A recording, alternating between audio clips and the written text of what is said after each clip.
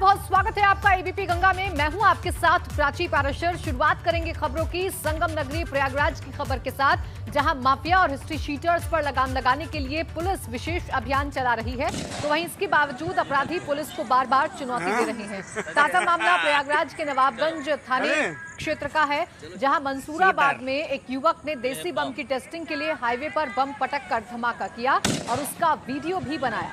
बम फेंकने का ये वीडियो किसी ने सोशल मीडिया पर वायरल कर दिया, जिसमें दो युवक दिख रहे हैं। इनमें से एक युवक बम फेंकता दिख रहा है। इसी तरह इसी युवक का नाम दूसरी वीडियो में भी सामने आया है, जिसमें यही युवक तमंचा लोड करके फायरिंग करता है, लेकिन फायर नहीं होता। इसके बाद ये दोबारा तमंचे को लोड करके हवा में फायर करता है।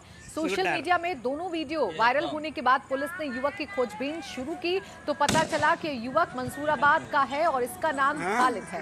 पुलिस ने इस युवक को गिरफ्तार कर लिया है और ये वो दूसरी वीडियो है जिसका अभी हम जिक्र कर रहे थे।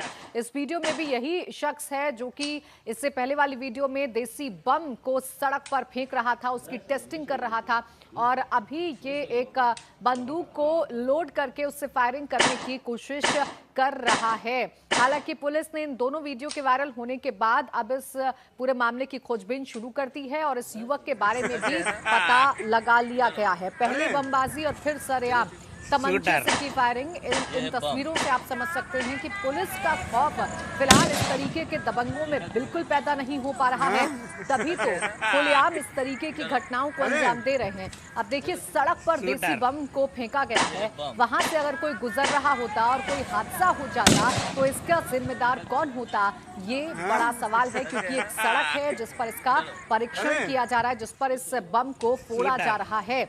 ऐसे में इस सड़क से कोई गुजर रहा होता तो कोई बड़ा हादसा हो सकता था, किसी को क्षति पहुंच सकती थी। थाना नवाबगंज क्षेत्र के अंतर्गत एक दिन पूर्व फेसबुक और सोशल मीडिया पर एक वीडियो वायरल हुआ था, जिसमें दो व्यक्ति अवैध असलहों के साथ देखे गए थे। इन दोनों व्यक्तियों की गिरफ्तारी कर ली गई है। इसमें खालिद और फारूकी इनके नाम हैं। इन पे विभिन्न धाराओं में मुकदमे पंजीकृत कर विधिक कार्रवाई की जा रही है। और अब ग्रेटर नोएडा से खबर है, जहां ईस्टर्न पेरिफेरल हाईवे के टोल प्लाजा पर दबंगों का आतंक देखने को मिला है। आधा दर्जन से ज्यादा दबंगों ने लाठी डंडों से टोल कर्मचारी को बेरहमी से पीटा है। दबंगों ने टोल कर्मचारी को दौड़ाकर पीटा है। बूथ में घुसकर टोल कर्मचारी के साथ जमकर मारपीट की है। टोल प्लाजा के बूथ पर भी तोड़फोड़ की है। सारी घटना टोल प्लाजा में लगे सीसीटीवी कैमरे में कैद हो गई।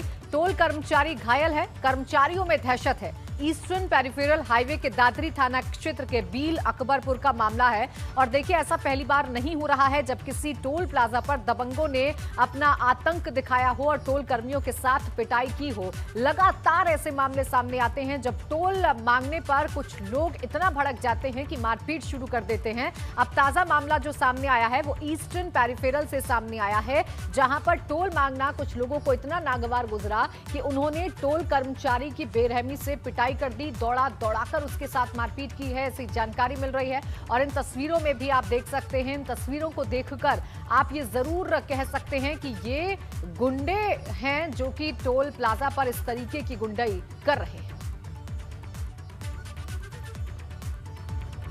और अयोध्या के हनुमानगढ़ी चौराहे पर ट्रैफिक पुलिस और एक युवक के बीच सरेआम पिटाई का वीडियो वायरल हो रहा है। ट्रैफिक पुलिस से मारपीट करने वाले युवक का नाम अंगद निषाद है, जो अयोध्या का रहने वाला है। पूरा विवाद उस समय शुरू हुआ जब बलरामपुर से आया एक श्रद्धालु हनुमानगढ़ी चौराहे पर सड़क के किनारे अपनी मोटरसाइकिल खड़ी करने लगा, जिस पर ट्रैफिक व्यवस्था देख रहे कर्मियों ने उसे वो गाड़ी ना खड़ी करने और हटाने को कहा, लेकिन युवक ने मना कर दिया। थोड़ी ही देर बाद ट्रैफिक पुलिस कर्मियों और युवक के बीच मारपीट शुरू हो गई।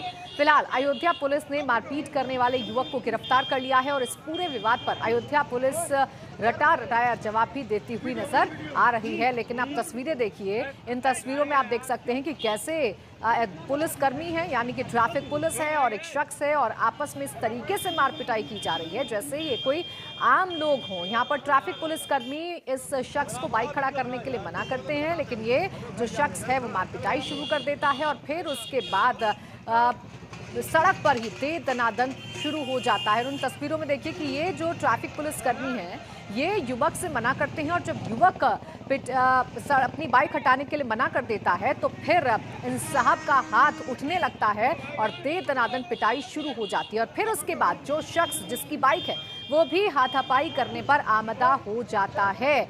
अब इस पूरे मामले पर सवाल पुलिस पर भी खड़े हो रहे हैं, ट्रैफिक पुलिस पर भी खड़े हो रहे हैं, क्योंकि इस तरीके से पिटाई की जा रही है मानो सड़क पर ही ये जो ट्रैफिक पुलिसकर्मी है वो न्याय कर देंगे। और अब रटा रटाया जवाब इस पूरे मामले पर दिया जा रहा है। क्षेत्राधिकारी का क्या कुछ कहना है, सुनिए। बलरामपुर से आया हुआ एक श्रद्धालु अपने वाहन को खड़ा कर रहा था। खड़ा करने के उपरांत वहाँ पर यातायात पुलिस और होमगार्ड और पीआरडी के कर्मचारी उनको द्वारा कहा गया गाड़ियाँ हटा लीजिए। उस श्रद्धालु द्वारा गाड़ी स्वेच्छा से हटाई जा रही थी। बीच में अचानक एक अंगद निषाद नाम का व्यक्ति जो है आकर ट्रैफिक के कर्मचारी से उलझ गए और हाथापाई करने लगा, जिसके संबंध में थाना कोतवाली अयोध्या में मुकदमा पंजीकृत कर जांच की जा रही है। मेरठ के किठौर क्षेत्र में वर्चस्व की जंग में दो पक्षों में जमकर खूनी संघर्ष हुआ। दोनों ही पक्षों की तरफ से फायरिंग और पथराव भी किया गया। संघर्ष में करीब आधा दर्जन लोग घायल हो गए। वीडियो में तमंचे से फायरिंग करते हुए एक युवक का वीडियो भी वायरल हो रहा है। पुलिस ने इस मामले में 9 लोगों को गिरफ्तार किया है। तस्वीरें आपके सामने हैं। मेरठ की ये तस्वीरें हैं जहां वर्चस्व की लड़ाई में ऐसा दृश्य देखने को मिला जहां पर खुलेआम फायरिंग भी की जा रही है और पथराव दोनों पक्षों की तरफ से किया जा रहा है। और इन तस्वीरों पर एसएसपी मेरठ का क्या कहना है, उसका विवाद था और वो सुसाइड करने के लिए नहर में कूद गई थी। वहाँ पीआरबी की गाड़ी खड़ी थी। पीआरबी के हेड कांस्टेबल और आरक्षी ने तत्काल गंगा नहर में कूद के उसको बचाया और ये दोनों पुलिसकर्मियों को मेरी तरफ से 2500 रुपये का नगद पुरस्कार और प्रशस्ति पत्र दिया गया जा रहा है। बाइक से स्टंट का जुनून किस तरह से सिर पर सवार हुआ और कैसे स्टंटबाजी महंगी पड़ी, इसकी 2 तस्वीरें गाजियाबाद और नोएडा से सामने आई हैं। ट्रैफिक नियमों की धज्जियां उड़ाने वालों पर पुलिस ने कार्रवाई की। ट्रैफिक नियमों की धज्जियां उड़ाती ये तस्वीर गाजियाबाद की है। यहाँ बुलेट बाइक पर लड़कियों ने स्टंटबाजी कर कानून को ठेंगा दिखाने का काम किया। लड़कियों ने सड़क पर न अपनी जान की परवाह की और न ही किसी दूसरे। लाल टी शर्ट में बुलेट चलाती एक लड़की के ऊपर कंधे पर दूसरी लड़की बैठी है। दोनों इतने खुश हैं मानो कोई बहुत बड़ा तीर मार दिया। वीडियो गाजियाबाद के गोविंदपुरम इलाके का बताया जा रहा है।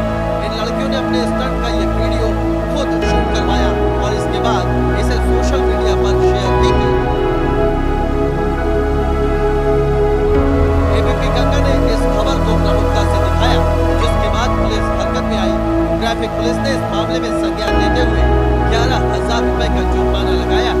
साथ ही आगे की कार्रवाई भी शुरू कर दी।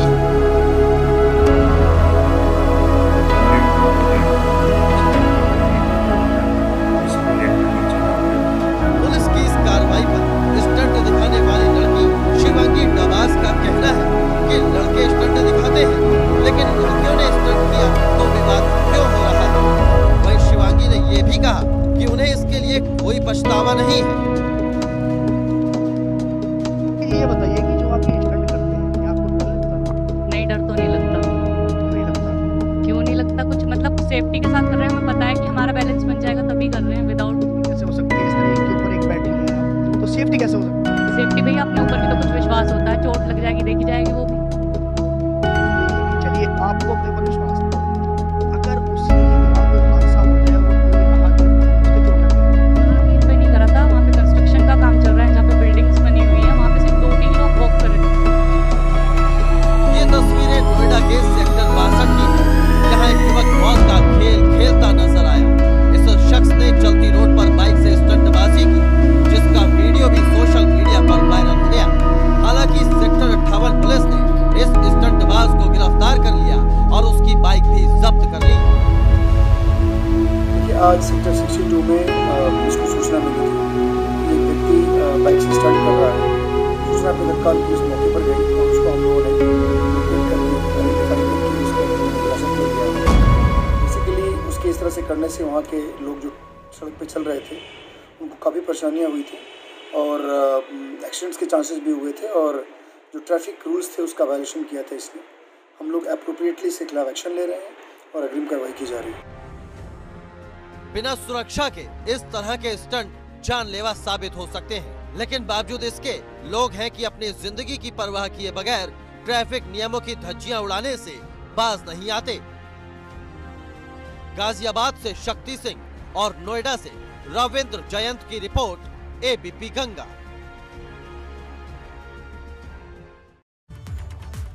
वहीं अमरोहा नगर कोतवाली क्षेत्र के गांव कल्याणपुर मार्ग पर बिजली की चिंगारी से कार्टन से लदी ट्रैक्टर ट्रॉली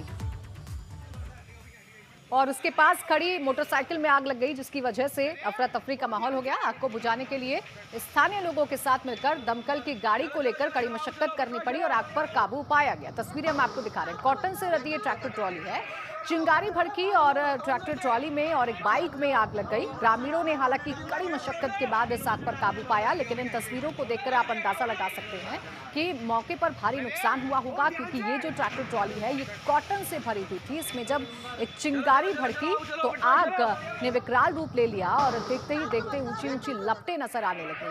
कॉटन से लदी हुई ये ट्रैक्टर ट्रॉली जिसमें भीषण आग लगी।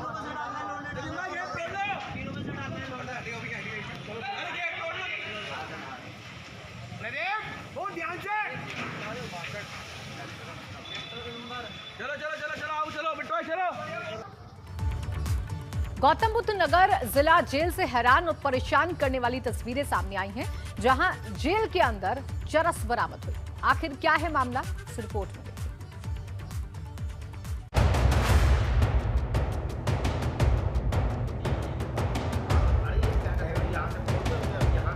कौन कहता है कि जेल सिर्फ सजा काटने की जगह है?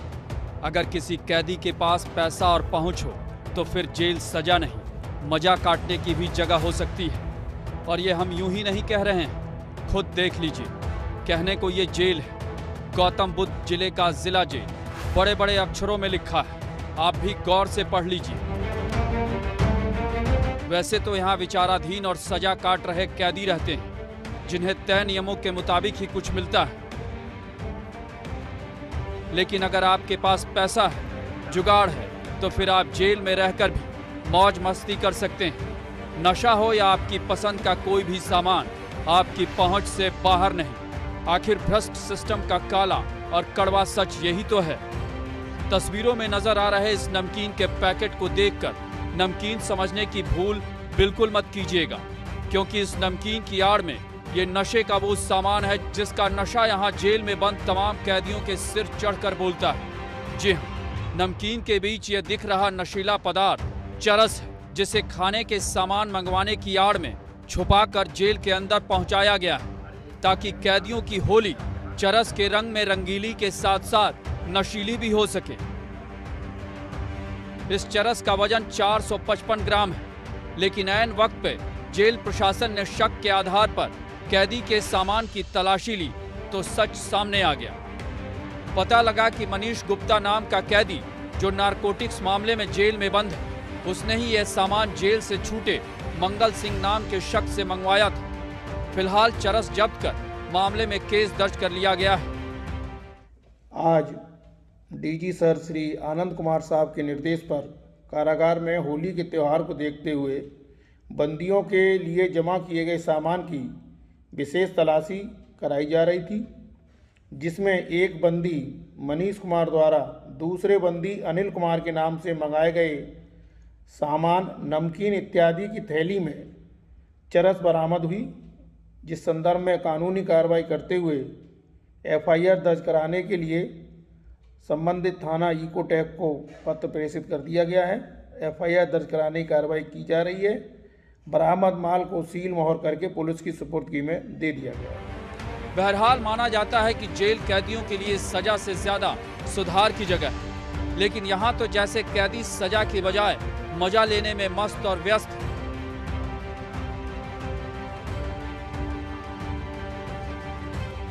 और ये सब क्यों और कैसे होता है, ये बताने की जरूरत नहीं। एबीपी गंगा के लिए ग्रेटर नोएडा से रविंद्र जयंत की रिपोर्ट।